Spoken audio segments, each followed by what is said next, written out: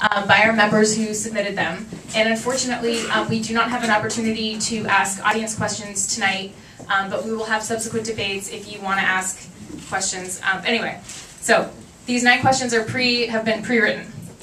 First question: how do you propose to reduce the amount of gun violence and increase public safety in the district? And for this first question, trauma. Yeah, pick it random.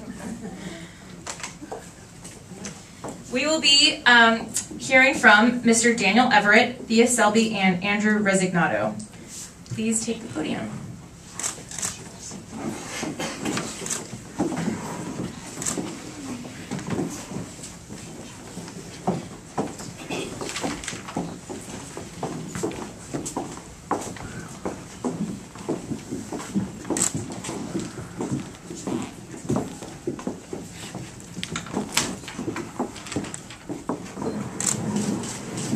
Ladies and gentlemen, I work on the front lines of violent crime here in San Francisco on a daily basis.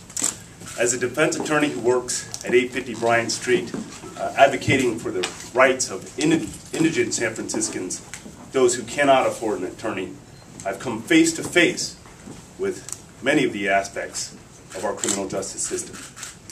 That being said, we need to get tough on gun violence.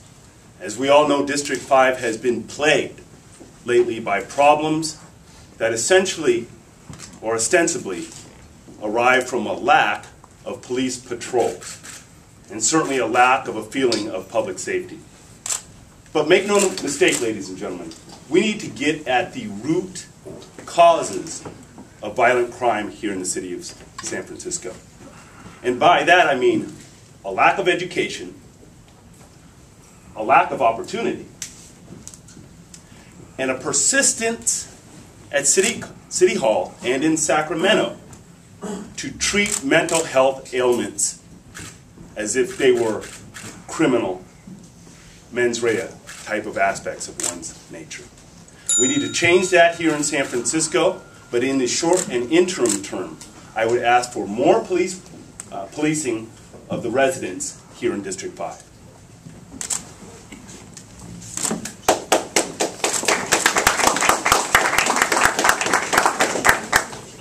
I would certainly echo some of what Mr. Everett said. There certainly is a problem here, as we know, when we look at places like Lake Albert, where we have a lot of people who are doing a lot of different things for a lot of different reasons, and it would be a great thing if we could actually take, you know, what some people lump all together, this group of people, and there are different issues that we have to deal with, and we should have different social services helping with those various issues, whether they be mental health or drug addiction or simply some runaways. I'm already working with public safety. This is a very, very big deal to me, as you can tell by my slogan, "A Safe and Thriving District." We have issues going on, as I mentioned, in my own neighborhood, and we are dealing with it in a variety of ways. One way is by pulling together as a neighborhood. I really believe in community policing, but I only believe in community policing when the trust goes both ways. The trust has to go both that the police trust you, and believe it or not, that's a lot harder than you think. And we've been working very, very hard in our district as a whole to make sure that the police do trust the information that we're giving them, and at the same time that we have the reason to trust the police. So I'm very, very interested in communication as one of the main ways to help out in terms of public safety, and I do believe community policing works, but you've got to do it consistently, and there has to be a lot of working together and trust on both sides. Thank you.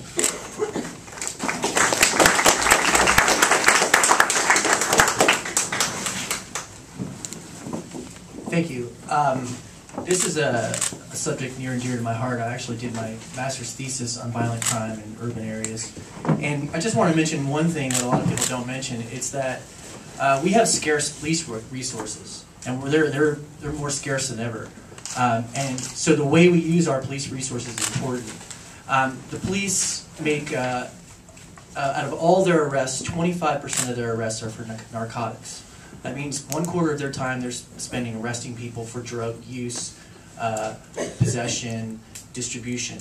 I don't believe that's a solution I don't believe that drug abuse and substance abuse is a law enforcement solution. I think it's a solution for public health. And I think that's something we have to address as a country.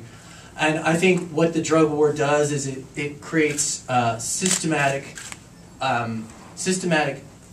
causes of violence in neighborhoods, like the neighborhoods that we have in our district.